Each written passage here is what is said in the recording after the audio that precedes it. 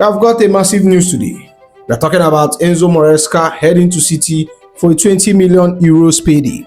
Mourinho eyeing Enzo Fernández for Madrid and Como chasing Chalobah. Plus, we are looking at Maximilian Lacrosse and our absolute biggest story, Chelsea hijacking Inter Milan to seal a deal of 62 million euros for Marco Palestra, which could see Malo Gusto head to Manchester City. We have a lot to break down, but before we dive into it, if you are new here, welcome to the channel. Or if you have been following me for a while, you know the tricks. Help your boy get to that 10k subscriber mark. Let's dive into it. But starting with the big one, guys, the breakthrough we all have been waiting for has finally materialized. And it's a massive statement from the club. Let's start with the exclusive bombshell dropped by David Oinstein over at The Athletic. Chelsea pursuit of Marco Palestra advancing at rapid pace. Agreement with Atlanta for the 21-year-old wing-back expected inside 24 hours. Italy international heavily leaning towards Chelsea/Alonso project if deal struck between club, plus could fit weight structure. If you want to know how quickly things shifted behind the scenes to lock this down, look at what Michel Cristelo reported immediately after. Atlanta and Chelsea has reached the first agreement on Thursday evening, but two details were missing: the bonus and convincing the boy who wanted Inter.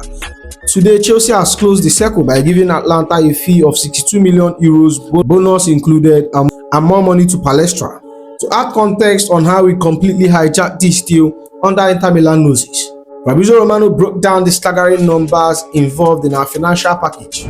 Chelsea have all set to close Marco Palestra deal for a fee of over 50 million euros, package in excess of 55 million euros.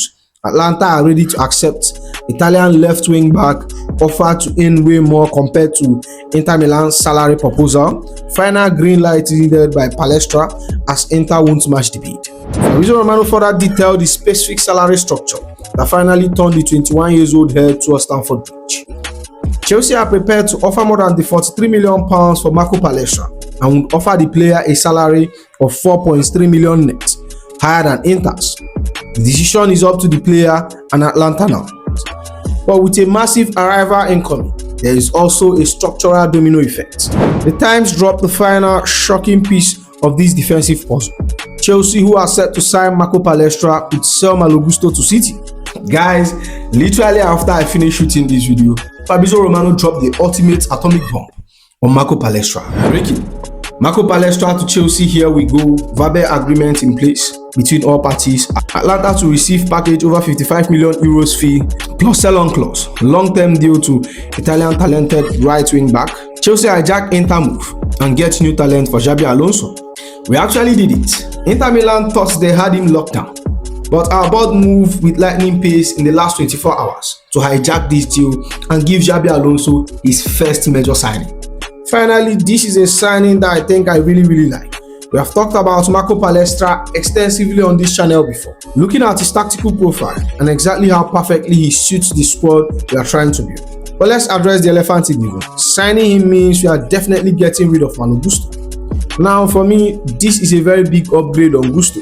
As much as Malo Gusto has an incredible, relentless engine, I think Marco Palestra brings that exact same work rate, but pairs it with an elite level of technicality that suits us perfectly. This is a massive moment for the club because this is officially Xabi Alonso's first major Chelsea signing. I have to be honest, at first I generally felt like all hope has been lost in this team. I thought Inter Milan were being far more aggressive and could easily prioritize signing him to replace Denzel Dumfries. But the way our board moved in the last 12 to 24 hours has been incredibly encouraging.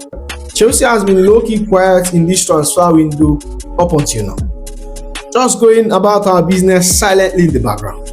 But by the look of things right now, we have completely closed the circle and reached a full agreement with Atlanta. This is a massive step forward for the Alonso era, and I couldn't be more excited to see him in a Chelsea shirt. But hold on to your heart because this is wild. According to the Mariazzo, Manchester City will pay Chelsea around 20 million euros for the termination of Enzo Maresca's contract. Enzo Maresca will now sign a 3-year deal with Manchester City in the next few hours. Let that sink in. So we are finally settled with Manchester City over this entire Enzo Maresca saga. Honestly, the whole thing felt bizarre to me. because I could have sworn Maresca was just talking to us, fully committed and locked in at Chelsea. But hey, money talks, and apparently it's in a heavy Manchester accent. But look, at the end of the day, we can argue all night and day about how rough our season was. We know it wasn't up to standard, but a good 20 million in compensation right now, that's an absolute massive cushion for us. Let's be real, missing out on the Champions League absolutely wrecked our leverage. It hurt our finances, and it's completely changed the caliber of players willing to sign for us. And it's the exact same reason we have been walking around without a proper front of shirt sponsor. So while losing a manager is quite chaotic, that 20 million euros check quite softens the blow beautifully. But moving on, look at what Dario Esse is reporting about our midfield. José Mourinho has chosen Enzo Fernández over Ayyoub Bouaddi as his preferred midfield signing. José Mourinho wants proven, experienced winners and believes that Enzo is perfect for Real Madrid's project. Let's talk about it because I'm starting to get sick in my stomach. When it comes to this Enzo Fernández transfer to Real Madrid, it honestly feels like it's no longer a matter of how, it's just a matter of when. I generally think it's inevitable right now, and it breaks my heart to say it. If we are being completely real with ourselves, the chances of him staying with us at Chelsea past this summer are very, very slim. The special one is back at Madrid, and he isn't playing around. He wants ready-made elite winners to steady that midfield, and he looks straight at our Argentine maestro. I know we just sold Cucurella to them to help balance the books, which theoretically means we don't have to sell. But when Real Madrid and José Mourinho come knocking, and the player already dropped hints about wanting that move, it's a massive uphill battle for us. Chelsea paid a staggering 120 million euros for him and locked him down until 2032. So if Madrid wants him, they have to cough up a casual 9-figure fee. But if Enzo wants out, holding on to an unhappy player in a rebuilding squad rarely ends well for us. But moving on, the defensive shake-up at Stamford Bridge is getting incredibly real, and a flurry of updates from our most reliable reporters has completely blown the lead of what the board is planning. Let's start with Neza Cancella's major breakdown. Achampong and Kowi are regarded as untouchable, leaving Tosin, Badiosho, Chavachalobah and Fofana as potential candidates for sale, while Sarr remain highly regarded. When you look at that list, it's clear the board are prioritizing our brightest young Cobham Academy graduates like Josh Achampong alongside Levi Kowi. But it's the name on the chopping block that really tells the story, and none are generating more noise right now than Chavachalobah. According to Fabrizio Romano, the race for his signature is already heating up internationally. Como are interested in Chelsea's centre-back Chavachalobah, but there is a big gap in valuation at this stage. Difficult deal as Chelsea value Chalobah highly. Adding to that context, Simon Johnson over at the Athletic shed some light. Chalobah is already a subject of inquiries from clubs in England and abroad. He's highly regarded at Chelsea, and they are in no rush to sell him. He has 2 years left on his contract, but there is an option for an extra year. And yet, despite the high regard, the financial reality of our summer is staring us right in the face. But Vicente wrapped up the club stance perfectly. Chelsea will sell Chalobah if they receive the right bid this summer. UCL club has expressed keen interest in signing the defender. Now let's talk about the Chalobah situation properly, because over the last few years, it feels like the media and the club has been actively trying to shop him around to the highest bidder. Let me be perfectly clear, I'm not sitting here arguing that Chalobah is a world-class elite centre-back who needs to be starting week in, week out. And honestly, I think Chalobah himself fully understands that. He knows he doesn't need to be the first name on the team sheet every single Saturday to have a massive impact here. Because of that, I'm not 100% against selling him on principle. But for me, it entirely depends on who we are bringing in to replace him. In a Chelsea squad where we have historically watched most of our defensive line go out on a long-term injury every single season, Chalobah has one massive superpower. He's incredibly available. When the squad is stretched thin, he's always there, ready to lace up his boots and put in a shift. And let's be fair to the guy, it's not like he drops absolute stinker every time he steps on the pitch. And look, I know he has been caught on the crime scene for few of the goals and made some visible error over the course of the season. No defender is perfect, but at the same time, I genuinely think he's very, very solid, reliable backup option to have in reserve at Stamford Bridge. So if we sell him, I don't necessarily have massive issue with it. provided the board answer one crucial question. Are we going to sign a better defender? Are we going to bring in a genuine, undeniable upgrade to Chelsea? Or are we just selling a homegrown asset to balance the sheet and replacing him with a gamble?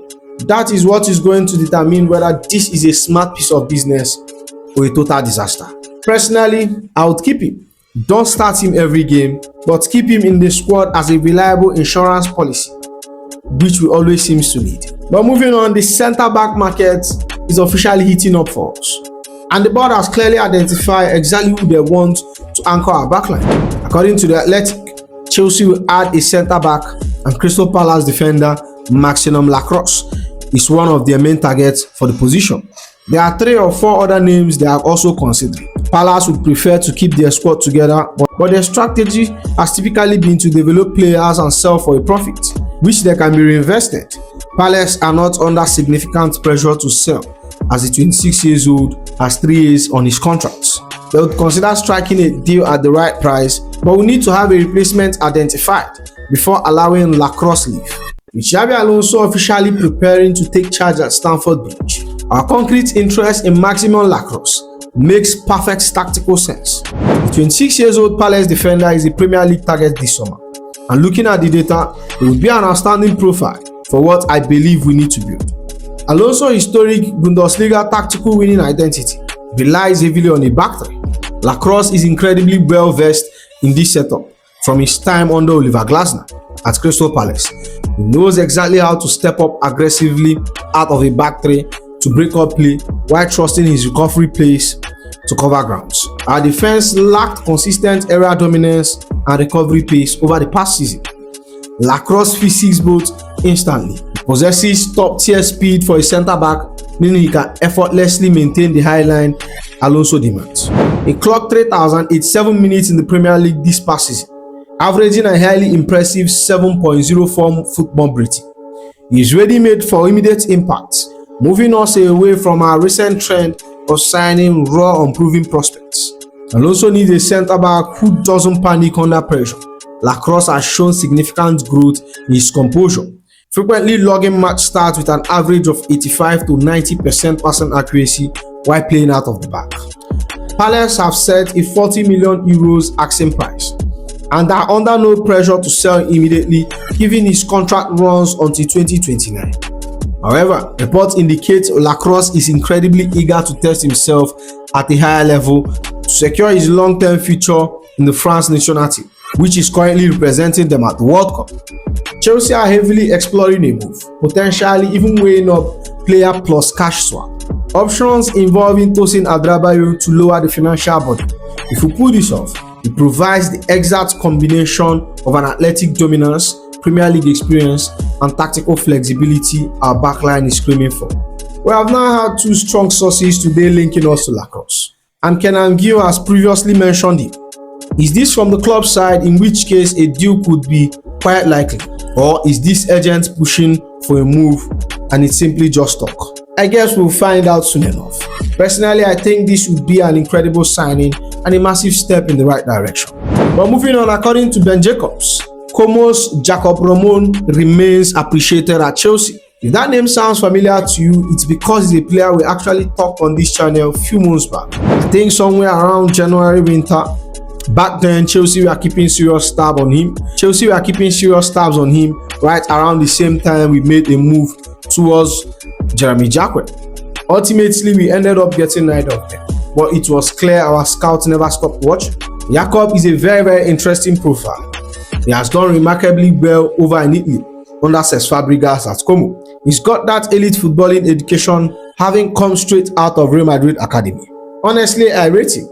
Now, I'm not going to sit here and tell you guys I watch him week in, week out, but looking closely at his data profile and his matches that I've managed to see, I really like what he brings to the table. His numbers are very encouraging. Of course, we all know we have to be careful because stats alone can lie to you.